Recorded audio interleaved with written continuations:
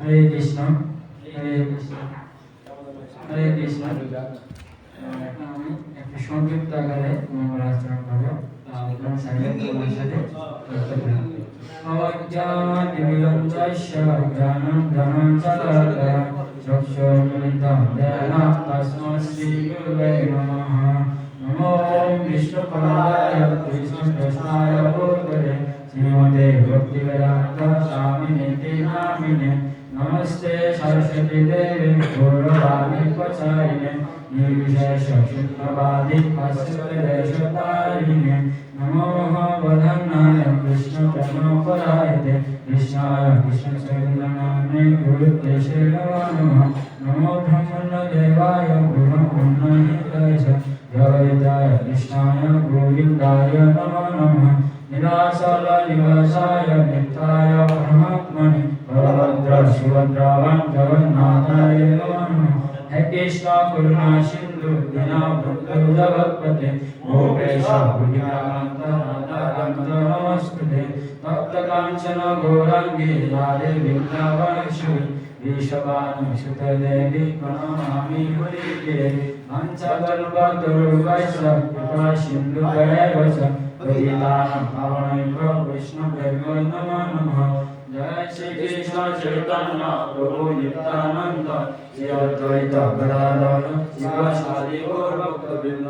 হরে কৃষ্ণ কৃষ্ণ কৃষ্ণ হরে হরে হরে রাম রাম রাম হরে হরে নারায়ণং নমস্কৃত্যং নরং চৈব নরোত্তমং দেবীং সরস্বতীং ব্যাসং ততো জয়মুদীরয়ে নষ্টপ্রায়শো অবদ্যেষু নিত্যং ভাগবত সেবয়া ভাগবতী উত্তম শ্লোক ভক্তি ভগবতী নস্তকি ওম নমো ভগবতে বাসুদেবায় ওম নমো ভগবতে বাসুদেবায় ওম নমো ভগবতে বাসুদেবায় ওম নমো ভগবতে বাসুদেবায় ওম নমো ভগবতে বাসুদেবায় ওম নমো ভগবতে বাসুদেবায় হরে কৃষ্ণ হরে কৃষ্ণ। তো আজকে 2024 তিরিশে দ্বিতীয়তম সাধু সম্ভাষণ ক্লাস। তো উপস্থিত সকল ভক্তবৃন্দকে আমি সকল ভক্তবৃন্দের শ্রীচরণের বাঞ্ছাকর পাবন কৃষ্ণ প্রীতি শুভেচ্ছা জ্ঞাপন করছি। তো হরে কৃষ্ণ। তো আমার কোনো যোগ্যতা নেই যে আপনাদের সামনে কিছু বলার, তারপরেও সাধুগুরু এবং কর্তৃপক্ষের আদেশে এবং সেবা হিসাবে নিজের আত্মশুদ্ধির জন্য উপলব্ধি ততটা হয়েছে তা আপনাদের কাছে বলার চেষ্টা করি। হরে কৃষ্ণ। তো আমাকে একটু কৃপা করবেন যাতে আমি আপনাদের সামনে ভগবানের সেবা হিসেবে তাদের কিছু বলার চেষ্টা করি। হরে কৃষ্ণ। তো আমি শুরু করার আগে যে প্রতিষ্ঠা আচার্য আন্তর্জাতিক কৃষ্ণ অনুমিত সংঘ ইস্কন কৃষ্ণ কৃপার শ্রীমূর্তি ছিল অবসান বিন্দু ভক্তিবেন্দ্র স্বামী প্রভুপাদ শ্রীচরণের কৃতজ্ঞতা স্বীকার করেছেন। কেননা প্রভুপাদ আমাদেরকে এত সুন্দর একটা কৃষ্ণ ভাবনা যুক্ত সংস্থা দান করেছেন, যার কারণে আমার মতো একজন মাধব সেই কৃষ্ণ ভাবনা নিতে এবং সুযোগ পেয়েছি। তাই আমি ছিল প্রভুপাদের শ্রীচরণের কৃতজ্ঞতা স্বীকার করেছি। হরে কৃষ্ণ। তো আমাদের আজকের বিষয় হচ্ছে যে বৈষ্ণব অপরাধের বিপদ। তো এই বৈষ্ণব অপরাধের বিপদ নিয়ে আমি 7টি আলোচনার বিষয় তৈরি করেছি। আলোচনার বিষয় সমূহ হলো প্রথমে বৈষ্ণব অপরাধ কি, 2 বৈষ্ণব অপরাধের কারণ কি, 3 বৈষ্ণব অপরাধের ফলাফল কি, 4 বৈষ্ণব অপরাধ থেকে মুক্তির উপায়। এখন আমরা বৈষ্ণব অপরাধ কি জানব। বৈষ্ণব অপরাধ কি? তো বৈষ্ণব মানে আমরা বিষ্ণু জানাতি বৈষ্ণব, যিনি পরমেশ্বর ভগবান শ্রীকৃষ্ণকে জানেন তিনি হচ্ছেন বৈষ্ণব।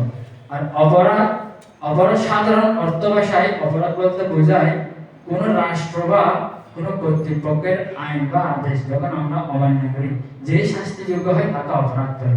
কিন্তু বৈষ্ণব এই ক্ষেত্রে বৈষ্ণব অপরাধ মানে হচ্ছে যে ভগবানের ভক্তের চরণে যখন জ্ঞাত অজ্ঞাত সহকারে কায় মন বাক্যে যখন কোনো দোষ ত্রুটি নিন্দা মন্দা সমালোচনা ইত্যাদি করা হয় তখন তাকে বৈষ্ণব অপরাধ করে। তো স্কন্দ পুরাণে বলা হয়েছে বৈষ্ণব অপরাধ 6 প্রকার।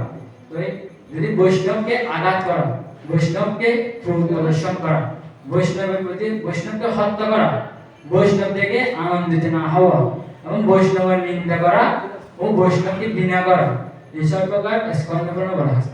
তো বৈষ্ণব অপরাধ আমরা দুটি ভাবে হয়, একটি হচ্ছে জ্ঞাত আর একটি হচ্ছে অজ্ঞাত। তো জ্ঞাত মানে হচ্ছে কি জেনে শুনে অপরাধ করা বৈষ্ণবের চরণে, আর অজ্ঞাত মানে হচ্ছে কি ভুলবশত অপরাধ করা। তো আমরা শ্রীমদ্ ভাগবতে দেখতে পাই যে জ্ঞাত সহকারে হিরণ্যকশিপু যে প্রহ্লাদ মহারাজ চরণ অপরাধ করেছিলেন। তো হিরণ্যকশিপু ছিলেন কৃষ্ণ বিদ্বেষ আর প্রহ্লাদ মহারাজ ছিলেন বিষ্ণু ভক্ত। তাই এজন্য হিরণ্যকশিপু প্রহ্লাদ মহারাজকে এবং বিষ্ণু ভক্ত হওয়াতে অনেক অত্যাচার করেছিলেন। তো এটা হচ্ছে জ্ঞাত সহকারে অপরাধ করেছিলেন। আর অজ্ঞাত সহকারে আমরা দেখতে পাই যে জয় বিজয়, তারা বহুকুণ্ডের দ্বাররক্ষী ছিলেন। আর বহুকুণ্ডের দ্বাররক্ষী যখন সতীশ কুমাররা যখন বহুকুণ্ডে প্রবেশ করতে চেয়েছিল তখন জয় বিজয়রা তারা বহুকুণ্ডের প্রবেশ পথে বাধা দিয়েছিলেন সতীশ কুমারদের। তো এজন্য জয় বিজয়রা অভিশপ্ত প্রাপ্ত হয়েছেন। তাই এটা অজ্ঞাত সহকারে অপরাধ হয়েছিল।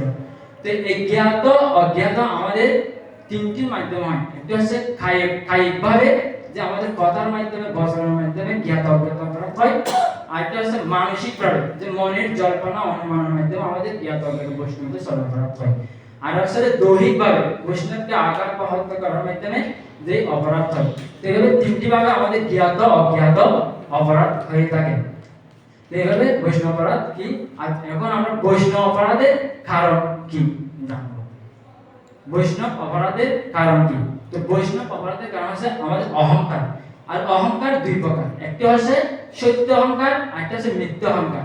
তো সত্য অহংকার হচ্ছে আমি কৃষ্ণের দাস, দাসত্ব মনোভাব বা সেবা মনোভাব। আর মিথ্যা অহংকার হচ্ছে কি, যেখানে দাসত্ব মনোভাব নাই এবং প্রভুত্ব মনোভাব। আর যেখানে প্রভুত্ব মনোভাব সেখানে আমরা অহংকারে মহাচ্ছন্ন হই। তো এই শ্রীমদ্ ভগবত গীতার তৃতীয় অধ্যায় 27 নম্বর শ্লোকে বলা হয়েছে যে প্রকৃতিতে ক্রিয়মাণানি গুণ কর্মাণি সর্বশ অহংকার বিমূলাত্মক কর্তা অহং ইতি মন্যতে। অহংকার বশ জীব জড় প্রকৃতির ত্রিগুণ দ্বারা ক্রিয়মান সমস্ত কার্যকে স্বীয় কার্য বলে মনে করে। আমি কর্তা, আমি ভোক্তা, আমি নিয়ন্ত্রক বলে অভিমান করে।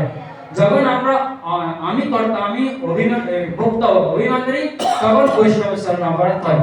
তা আমি বৈষ্ণব অপরাধ নিয়ে এখানে কি কারণ আমাদের বৈষ্ণব অপরাধের 5টি বিষয় আমি এখানে তৈরি করেছি। এক হচ্ছে দনা অন্ধ, দুই হচ্ছে পদান্ধ, তিন হচ্ছে ক্রোধান্ধ, আর চার হচ্ছে জ্ঞান অন্ধ, পাঁচ হচ্ছে কাম অন্ধ। তো দনান্ধ মানে কি, দন ও অসহ্য লাভ করে যে মত হয়ে বৈষ্ণব শরণ অপরাধ করা। যে আমরা শ্রীমদ্ ভাগবত একটা দৃষ্টান্ত পাই, ইন্দ্র তিনি বৃহস্পতি শরণ অপরাধ করেছিলেন যে ধনের গর্বে।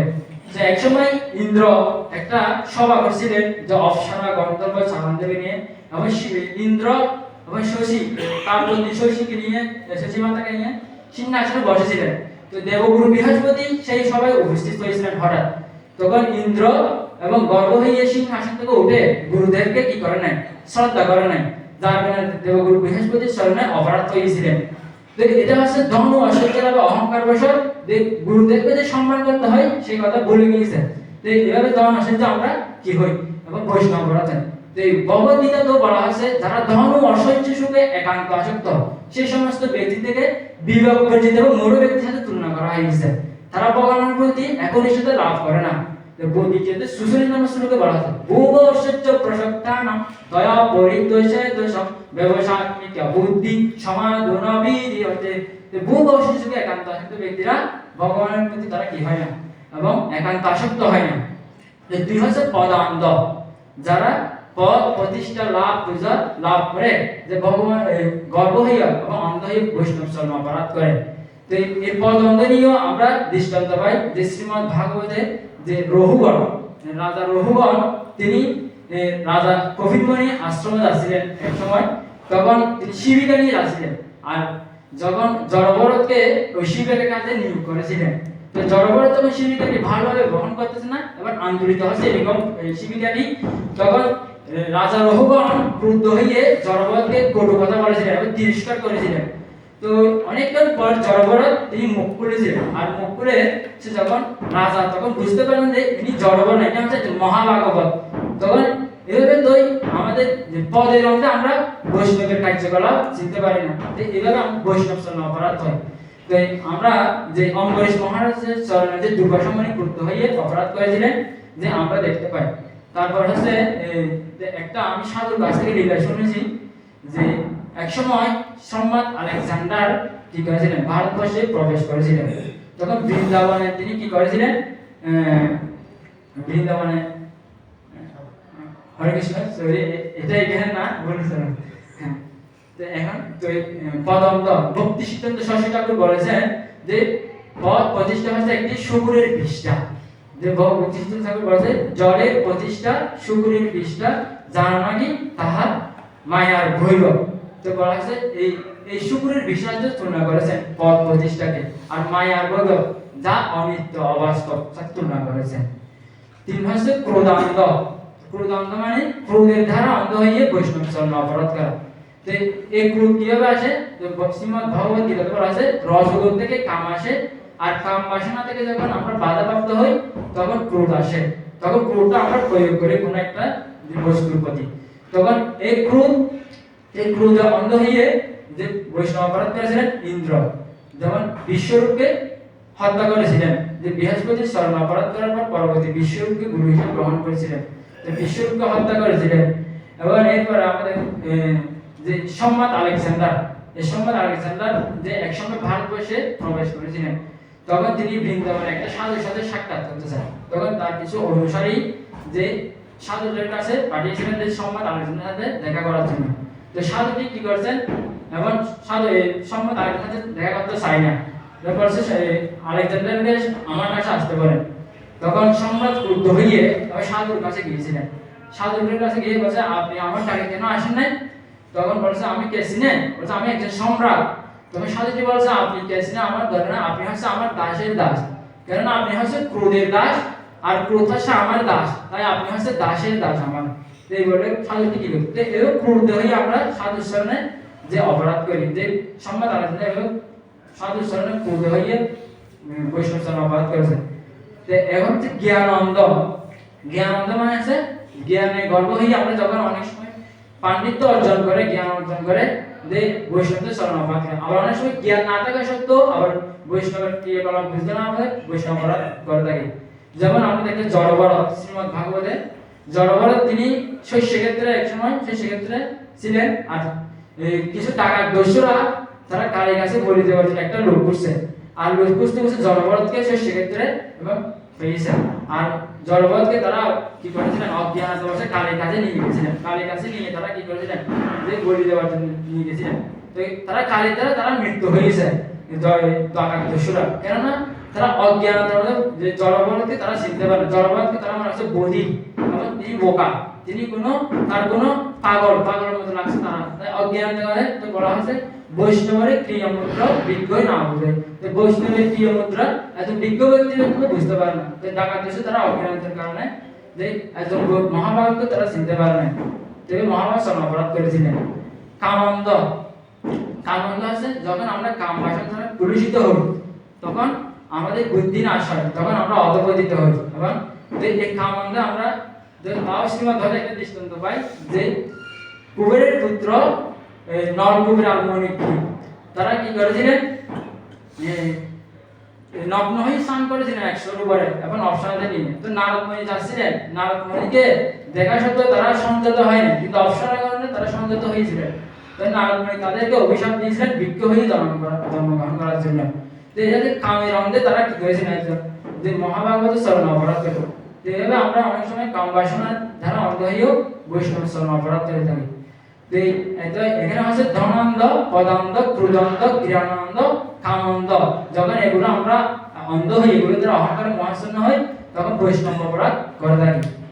তো এখন হচ্ছে বৈষ্ণব নিন্দা, যে বৈষ্ণব নিন্দা বা সমালোচনা করলে বৈষ্ণব অপরাধ হয়।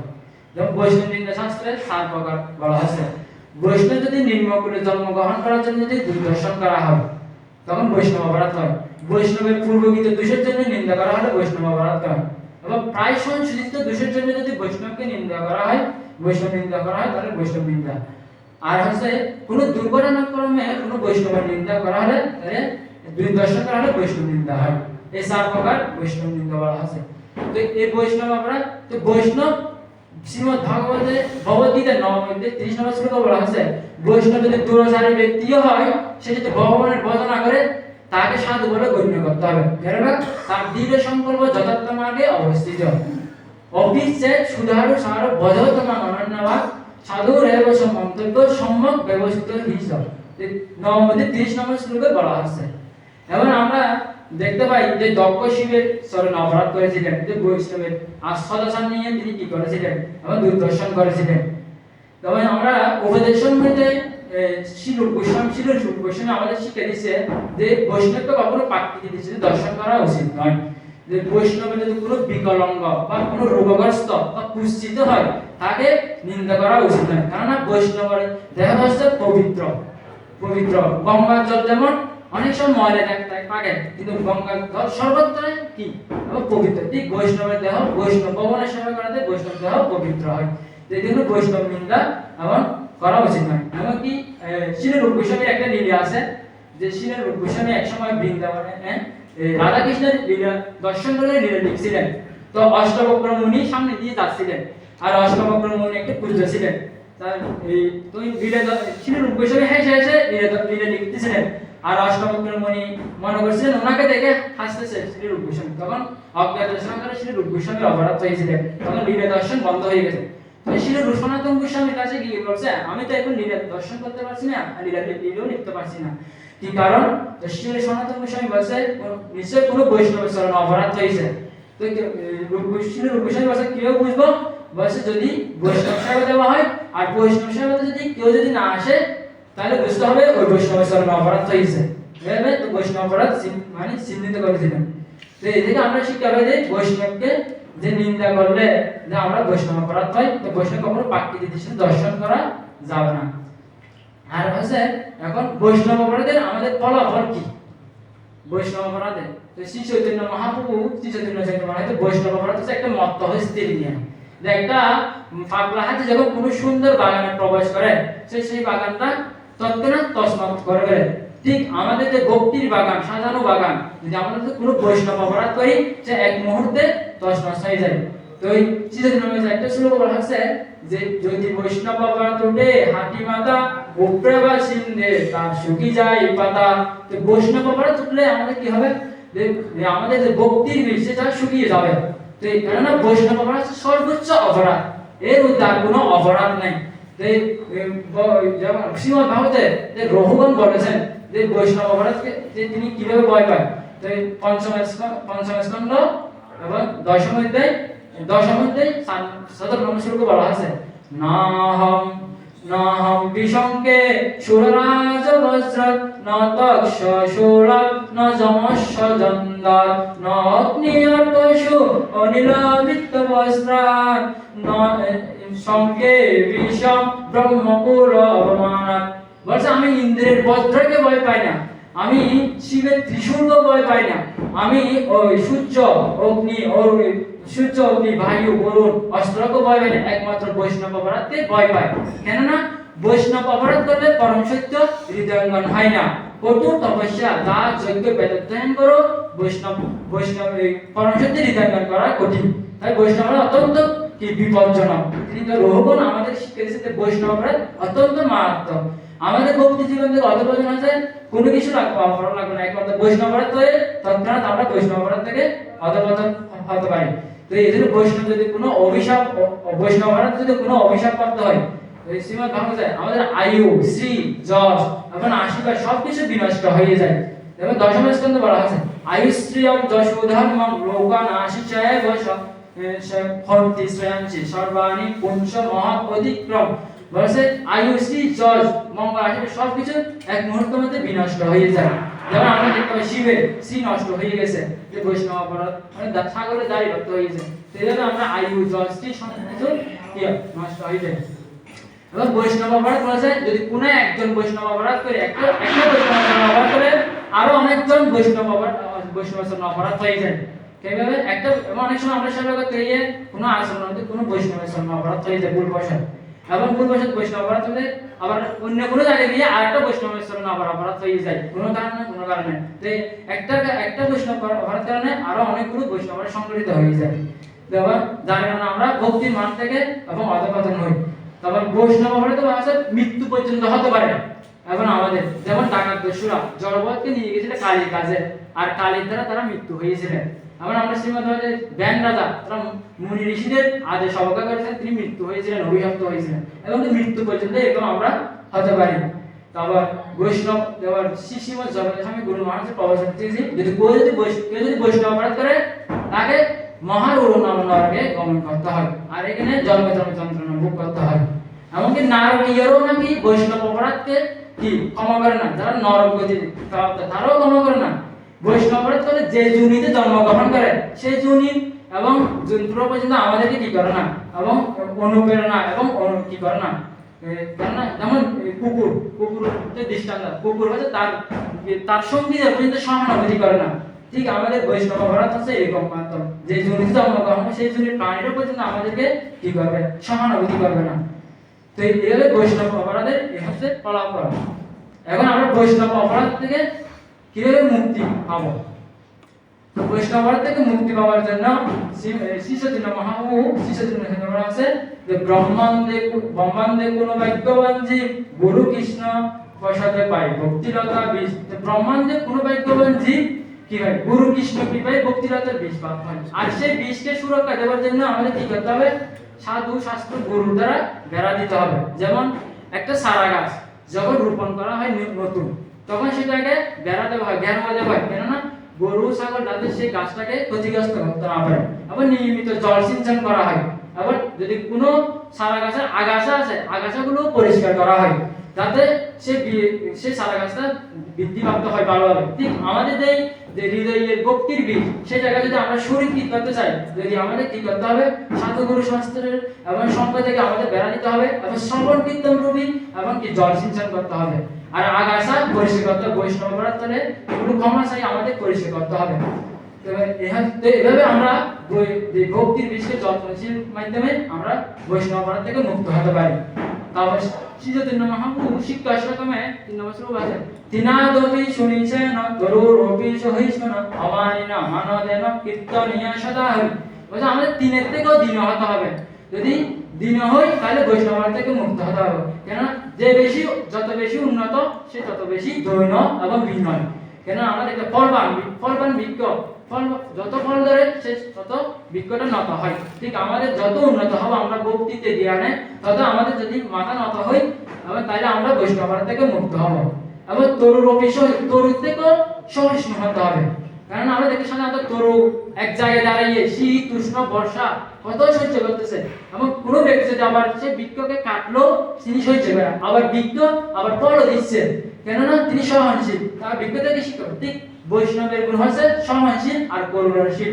তো শ্রীকৃষ্ণ নিকরাজকে উপদেশ দিচ্ছে যে লীলা পুরুষোত্তমে বলছে কোনো বৈষ্ণব যদি আমাদেরকে আঘাত করে বা মারধর করে, উপহাস করে, বর্ষণা করে, কখনো বৈষ্ণবের পজিশন নেওয়ার চেষ্টা করা উচিত নয়। বৈষ্ণবের পজিশন নিলে আরো অপরাধ বেড়ে যাবে। তো আমাদের কখনো বৈষ্ণব যদি আমাদেরকে প্রতি ক্রুদ্ধ হয় বা উপহাস করে এবং কি উপহাস করে, পজিশন নেওয়ার চেষ্টা করা উচিত নয়, সহ্য করতে হবে। তো আমাদের সাধু ভূষণ হচ্ছে কি, ভগবদ্গীতা বলা আছে, তিতিস্বব কারণিকা সুহৃদয় সর্বদেহীন অজাত শত্রু শান্ত সাধব সাধুভূষণ। সাধুর ভূষণ হচ্ছে কি সহ্য করা আর করুণা করা, দয়া করা, এটা হচ্ছে সাধুর গুণ। তাহলে আমরা বৈষ্ণব অপরাধ থেকে মুক্ত হতে পারবো। এবং নিজের সম্মানের আশা না করে সবাইকে সম্মান শ্রদ্ধা করতে হবে, প্রত্যেক জীবকে, শুধু বৈষ্ণবকে না, ভগবানের সৃষ্টি সমস্ত জীবকে শ্রদ্ধা সম্মান করতে হবে। কারণ ভগবদ্গীতায় তা বলা হয়েছে যে ৫ম অধ্যায় ৫৮ নম্বর শ্লোকে, যে যারা বিদ্বান ব্যক্তি, যারা পণ্ডিত ব্যক্তি, তারা সকল জীবের প্রতি সমদর্শী, তারা কোনো জীবকে কি করে না, ভেদাভেদ করে না। বিদ্যা বিনয় সম্পন্ন ব্রাহ্মণ গভী স্ত্রী শুনি শৈব সর্বাকে সপণ্ডিত সমদর্শীরা। ঠিক আমাদেরও সকল জীবের প্রতি, কারণ সকল জীব ভগবানের নিত্য অংশ এবং ভগবানের সাথে সম্পর্ক, তাই প্রত্যেক দিন। এবং বৈষ্ণব দেবকী নন্দন বলা হচ্ছে ভক্তিগীতে, হইয়াশন হইবেন যত প্রভুর, হইয়াশন হইবেন প্রভুর যত দাস, তাহার শরণবন্ধ দন্ত করি ঘাস। তিনি বলছেন যারা হয় না তাদেরও তিনি কি প্রমাণ নিবেদন করেছেন, কেননা আজকে যারা বৈষ্ণব হয় তারাও একসময় বৈষ্ণব হতে পারে। তাই এই জন্য আমাদের প্রত্যেক ব্যক্তিকে সম্মান করা, শ্রদ্ধা, প্রত্যেক দিকে শ্রদ্ধার মাধ্যমে আমরা বৈষ্ণব থেকে মুক্ত হতে পারি। তারপর আমাদের সর্বদাই আমাদের কৃষ্ণ ভাবনা থাকতে হবে এবং সেবায় ব্যস্ত থাকতে হবে, তাহলে আমরা বৈষ্ণব অপরাধ থেকে মুক্ত হব। তারপর বলা হচ্ছে আমরা মাছি না হয়ে মৌমাছি হতে হবে। মাছি কি করে, ডাস্টবিনে গিয়ে গন্ধ ছুটায়, আর মৌমাছি কি করে, যে মধু সংগ্রহ করে ফুল গাছে দিয়ে। তো মৌমাছি অনেক সময় কাটা ফুল গাছ হয়ে যায়, এবং কাটাগুলো দর্শন করে না। সেই যেমন গোলাপ গাছে অনেক কাটা দর্শন, মধুটা সংগ্রহ। ঠিক বৈষ্ণবের মধ্যে ভালো করা থাকবে, কিন্তু আমাদের কি করতে হবে, যে ভালোটা নিতে হবে, খারাপটা বাদ দিয়ে আমাদের ভালোটা নিতে হবে, তাহলে আমরা বৈষ্ণব অপরাধ থেকে মুক্ত হব। আমাদের বৈষ্ণবের গুণগ্রাহী না দেখেও দূর, কায় মন বাক্য করণে বৈষ্ণব সন্তুষ্ট। তো কায় মন বাক্য বৈষ্ণব সন্তুষ্ট করতে হবে, তাহলে আমরা কি হবে, বৈষ্ণব অপরাধ থেকে মুক্ত হব। এমনকি বৈষ্ণবদের আচরণের মাধ্যমেও আমরা কি করতে পারি, বৈষ্ণব অপরাধ থেকে মুক্ত হতে পারি। যদি জ্যৈষ্ঠ বৈষ্ণবকে আমাদের কি করতে হবে, শ্রদ্ধা করতে হবে, সম্মান করতে হবে, এবং কনিষ্ঠ ভক্ত হলে তাকে কৃপা করতে হবে, নিজের সমবয়সী হলে মৈত্রী স্থাপন করতে হবে। এভাবে আচরণের মাধ্যমে আমরা বৈষ্ণব থেকে মুক্ত হতে পারি। যেমন নারদ মুনি ধ্রুব মহর্ষি শিক্ষা দিয়েছে যে গুণাধিকার মুদম লিপ্তে অনুপ্রসম গুণাদমাত মৈত্রীম সমানাতম বিশ্বে ন তাহা অভিভূয়তে। তো এইভাবে নারদ মুনি ধ্রুব মহর্ষি শিক্ষা দিয়েছে কিভাবে আমরা আচরণের মাধ্যমে কি হতে পারি, বৈষ্ণব থেকে মুক্ত হতে পারি। বৈষ্ণব থেকে এভাবে মুক্ত হতে পারি। তারপর বৈষ্ণব বা ভগবানের ভক্তের নিন্দা শোনার মতো সতী দক্ষকে বলছে, কোনো দায়িত্ব জ্ঞানহীন ব্যক্তি যদি বৈষ্ণবের নিন্দা করে, বৃত্তের কাজ হচ্ছে কি খানা সাধন করে সে স্থান ত্যাগ করা। আর যদি কেউ প্রতিবাদ করতে পারে তার জিহ্বা কেটে জীবন উৎসর্গ করা উচিত। কিন্তু আমরা তো আমাদের সাহস নাই প্রতিবাদ করার, কারণ এই কলিযুগের মানুষ তো করুই সূত্র বলা, তাই সূত্ররা তো আমাদের সাহসী কম, তাই জন্য আমাদের জীবন উৎসর্গ করতে চাই না, তাই জন্য প্রতিবাদ করতে আমাদের একমাত্র উপায় আছে যে স্থানে বৈষ্ণব অপরাধ হবে সেই স্থান থেকে নির্দেশন হবে, সেই স্থান ত্যাগ করা উচিত। এভাবে বৈষ্ণব অপরাধ থেকে মুক্তির উপায় আমরা পাই। তারপর কেননা বৈষ্ণব বলা হচ্ছে, বৈষ্ণব হচ্ছে ভগবানের প্রিয়জন এবং বৈষ্ণব হচ্ছে ভগবানের ভক্ত। ভগবান বলছে আমায় হতে আমার ভক্ত বড়, তাই ভক্তের চরণ যদি অপরাধ হয় ভগবান পর্যন্ত ক্ষমা করে না। যেমন আমরা দেখতে অম্বরীশ দুর্বাসা মানে অম্বরীশ মহারাজ চরণ অপরাধ করেছিলেন আর ভগবানের কাছে গিয়েছে, ভগবান পর্যন্ত ক্ষমা করে নাই। এবং শশী মাতা অদ্বৈত হাজার প্রভুর চরণ অপরাধ করেছিলেন, মহাপ্রভু ক্ষমা করে নাই। সাবাল গোপাল শিবের চরণে ঠাকুরের চরণে অপরাধ করেছিলেন, ক্ষমা করে নাই। আর আমরা দেখতে পাই যে দক্ষ যে শিবের চরণে অপরাধ করেছিলেন, ভগবান পর্যন্ত যার চরণে অপরাধ হয়েছে ওনার চরণে গিয়ে আমাদের ক্ষমা চাইতে হবে, তাহলে আমরা বৈষ্ণব অপরাধ থেকে মুক্তি পাবো। কেন ভগবান বলেছে বৈষ্ণবের অপমান করে যেজন তাহারও পরিত্রাণ আমি না করি কখন। ভগবান বলছে যে বৈষ্ণবের অপমান করবে তাহলে আমি পরিত্রাণ আমি করি না, তার কাছে যেতে হবে, তাহলে আমরা বৈষ্ণব অপরাধ থেকে মুক্তি পাবো। তো একমাত্র সহজ উপায় হচ্ছে বৈষ্ণব, যে বৈষ্ণবের শরণে অপরাধ করেছি সেই বৈষ্ণবের শরণে যদি আমরা ক্ষমা চাই তাহলে সহজ উপায় আমরা বৈষ্ণব অপরাধ থেকে মুক্তি পাই। তো হরে কৃষ্ণ, এখানে বৈষ্ণব অপরাধ আমরা আজকে যে বিষয় নিয়ে যে আলোচনা করেছি সেগুলো এখন আরেকবার দেখবো যে কোন কোন বিষয় আমরা শিক্ষা লাভ করেছি।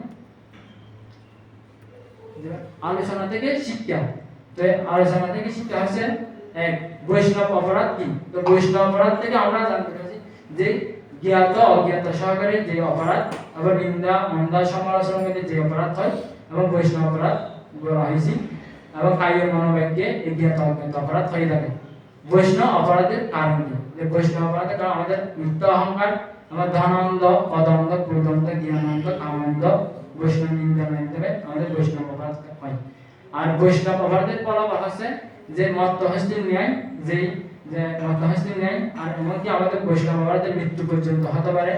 আর বৈষ্ণব অপরাধ থেকে আর কোনো অপরাধ বড় নেই, এবং যে রঘুগণ যে জড়বধকে করেছেন।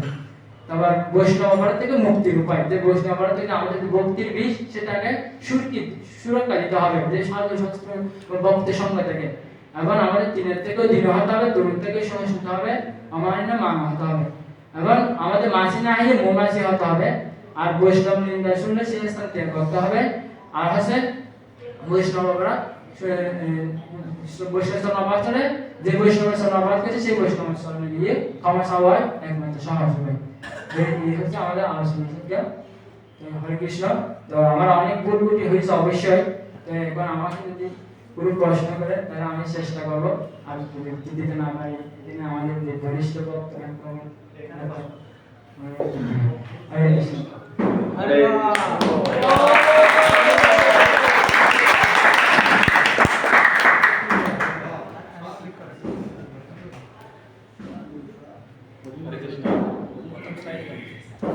অনেক সুন্দর বলছেন।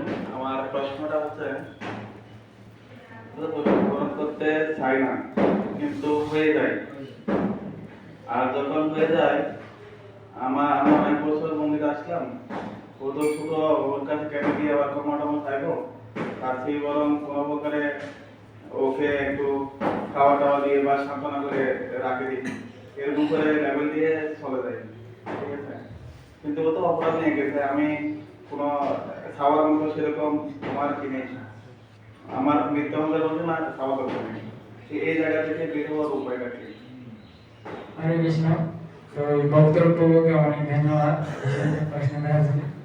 হ্যাঁ, আমাদের অনেক সময় মৃত্যু অহংকারের কারণে বৈষ্ণব অপরাধ হয়, কিন্তু জানতে পারি আমি যে বৈষ্ণব কোন বৈষ্ণব সব অপরাধ হয়েছে, কিন্তু আমার যে আমি ওনার নিচু হয়ে যাবো বলে যে ওনার সাথে আমরা কমাই, তো ওনাকে একটা সেবার মাধ্যমে আমরা যদি না বলি, সরাসরি না বলি, সেবার মাধ্যমে যদি বৈষ্ণব যদি অপরাধ থেকে মুক্ত হয়, ওনার বৈষ্ণব থেকে মুক্ত হবে। যদি যে বৈষ্ণব শরণ অপরাধ করেছি উনি যদি যদি যদি বিচার করে দেখে